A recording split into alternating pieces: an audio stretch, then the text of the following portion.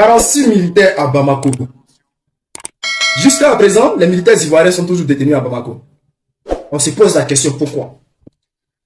Sont-ils vraiment des Ivoiriens ou des étrangers? Il faut faire appel à Chris Yapi. Chris Yapi, c'est là où on doit voir ta puissance. Il faut que tu confirmes aux Ivoiriens que ces militaires-là sont des Ivoiriens, des vrais Ivoiriens, ou sont des étrangers. Il y a d'autres qui parlent de légions étrangères françaises, il y a d'autres qui parlent de mercenaires libériens, ghanéens, un peu de tout. Donc, nous avons besoin d'une vérité. Regardez cette puissance militaire que nous possédons. On ne fait même pas peur à une mouche. Est-ce que notre gouvernement nous a vraiment dit la vérité? Est-ce que ces véhicules-là, ces véhicules blindés, cet arsenal de guerre appartient aux Ivoiriens? Nous ne savons pas si cet armement nous appartient ou si cet armement-là est une location pour juste faire la fête de l'indépendance. Parce que je me rappelle, l'année dernière, nous avons vu l'armée française même qui a participé au défilé militaire. Moi, ça m'étonnait un peu ça m'étonnait de voir quand même l'armée française participer au défilé militaire des Ivoiriens, de la Côte d'Ivoire. On dit bien indépendance, fête d'indépendance. Donc, ça m'étonnait. Mais la question qu'on se pose aujourd'hui, qui a raison dans cette affaire? Pourquoi nos militaires sont toujours détenus au Mali? Sont-ils vraiment des Ivoiriens ou pas? C'est la question qui se pose. Donc, avec cet arsenal militaire, normalement, on ne devrait pas avoir des problèmes. Voilà. Pourquoi aujourd'hui, jusqu'à présent, le gouvernement fait silence radio? Nous avons vu dans un premier temps des familles de militaires qui sont présentées. Nous ne savons pas vraiment si ce sont des familles de militaires, de nos militaires ou pas. Mais ce qu'on aimerait savoir, est-ce que ce sont des familles de nos militaires? Ou c'est une mise en scène? Il faut que le gouvernement nous éclaircisse beaucoup de choses. Nous avons vu l'opposition qui a demandé à aller croiser le gouvernement malien.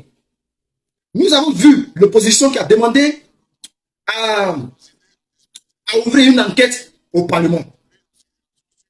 Rien de tout ça n'a été fait.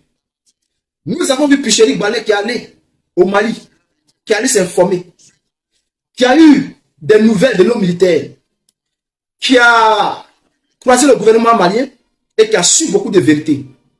Et lorsqu'elle rentre en Côte d'Ivoire, on la jette en prison. Dans un premier temps, on lui dit de ne pas parler. Dans un deuxième temps, on l'arrête. Dans un troisième temps, on l'envoie à la Maca. Et jusqu'à présent, nous ne savons pas où notre sœur se trouve. Cette femme qui a d'abord dit aux Ivoiriens qu'elle allait au Mali et qu'elle savait ce qui se passait et qu'elle connaissait la vérité. Et que si le gouvernement de Côte d'Ivoire ne faisait rien, elle allait dire la vérité aux Ivoiriens. Elle a demandé à croiser la famille de ces militaires détenus à Bamako. Parce que pour elle, ces militaires qui étaient à Bamako, parmi eux, certains n'étaient pas ivoiriens. Il y avait des mercenaires. Donc pour vérifier cela, elle a décidé de croiser la famille de ces militaires. Et comme par magie, il lui a interdit de croiser la famille. Il lui a interdit de croiser les familles de ces militaires-là. La question qui se pose aujourd'hui, pourquoi le gouvernement fait silence radio? Pourquoi? Nous voulons savoir. Nous voyons le gouvernement ivoirien qui n'arrête pas de faire venir l'armée française sur le territoire ivoirien, faire entrer des armes, faire entrer des soldats. Mais ça sert à quoi tout ça? Nous sommes indépendants ou pas? Nous, Côte d'Ivoire, nous ne sommes pas en guerre. Si nous étions en guerre, ou si il y avait des attaques, comme aujourd'hui nous voyons au Mali, on allait dire, bon, comme nos soldats ne sont pas assez puissants, le gouvernement fait rentrer des soldats français pour aider nos militaires. Mais il n'y a pas de guerre en Côte d'Ivoire, il n'y a pas d'attaque terroriste. Tout va bien comme on nous le dit toujours. Le gouvernement nous dit tout va bien. Et comme par magie, malgré que tout va bien, on fait venir des militaires étrangers. Et cela, moi, cela m'étonne parce que je ne comprends pas à quoi sert la présence de ces chars qui sont rentrés à cette semaine-là. À quoi sert ces militaires marins français qui sont rentrés la semaine dernière? Plus de 300 avec des véhicules blindés, avec des hélicoptères de guerre. À quoi sert tout ça? Nous nous posons la question. Est-ce que la Côte d'Ivoire est en danger? Nous nous posons la question. Parce que c'est vraiment pitoyable de voir tout ça. C'est pitoyable. Il faut qu'on nous explique beaucoup de choses. Le gouvernement n'est pas clair sur la question de la sécurité, sur la question de, je peux dire, des finances publiques parce que, jusqu'à peu de contraire, le président Gbagbo touchait 60 milliards. Et avec 60 milliards, malgré la guerre, arrivait à gérer la Côte d'Ivoire. Aujourd'hui, Ouattara touche 6 fois plus ce que Gbagbo touchait. 300 milliards. Gbagbo touchait 60 milliards. Ouattara touche 300 milliards. Donc, il a doublé, triplé, quadruplé. Je ne sais pas comment je vais appeler ça, mais Ouattara touche 6 fois plus ce que Gbagbo touchait. Pour gérer le pays. Pourquoi? L'argent de tout cela rentre où? Cela ne nous étonne pas. Ce que je vais faire ici, je vais vous laisser continuer de regarder cet arsenal de guerre que nous possédons. Et malgré ça, on ne fait pas peur à une mouche. Nos soldats sont détenus. Et nous ne pouvons même pas, nous n'arrivons même pas à négocier pour leur libération. Nous ne pouvons même pas essayer de convaincre le Mali pour libérer ces soldats-là. Je pense que la libération de ces soldats-là n'intéresse personne. Les gens ont dit que oui, ils allaient faire appel à l'ONU pour libérer les soldats. L'ONU est venu, l'ONU a parlé, c'est mort. Et si ces soldats-là même là, si le gouvernement dit que ces soldats étaient dans un cadre légal, s'ils étaient vraiment dans un cadre légal, moi je ne peux pas comprendre, c'est que les sorts dépendaient maintenant de l'ONU. Puisque c'est l'ONU qui avait fait appel à ces soldats-là, les sorts devraient dépendre de l'ONU. C'est l'ONU qui devait négocier avec le gouvernement malien pour faire libérer nos soldats. Ce n'est même pas le gouvernement de Côte d'Ivoire. Pourquoi le gouvernement de Côte d'Ivoire est laissé à les sorts et on leur demande de parler à la place de l'ONU? Pourquoi c'est le gouvernement de Côte d'Ivoire qui se débat pour essayer de faire libérer des soldats qui partaient travailler pour l'ONU et non l'ONU? C'est vraiment incroyable. Pourquoi l'ONU s'en lave les mains et après vient dire non, ils ne sont pas mercenaires, il faut les libérer? L'ONU même n'est pas clair dans cette histoire. Nos soldats, je ne sais pas si c'est vraiment nos soldats, mais ces soldats qui sont là-bas, là, il y a vraiment un souci.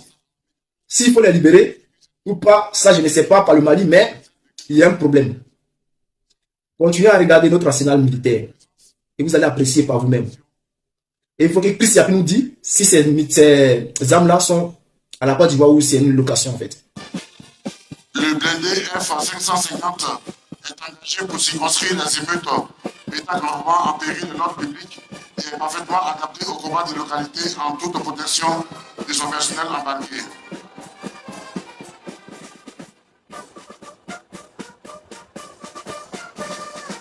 Le BTR-80 contribue de façon significative au renforcement des capacités de la gendarmerie nationale à participer à la défense opérationnelle du territoire aux côtés des forces de deuxième catégorie.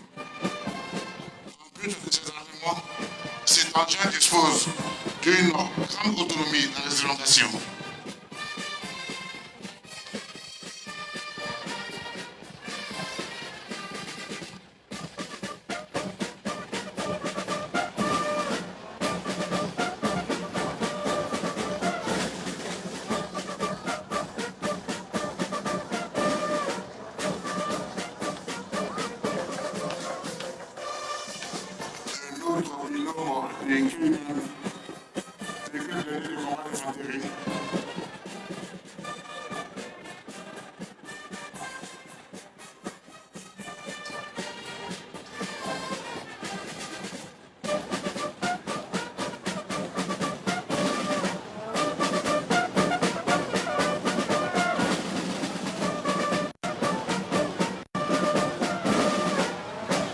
Mesdames et messieurs, le Springbok, juché sur une garde au sol de 1,20 m, il est calibré pour un groupe de combat et apte au combat de haute intensité.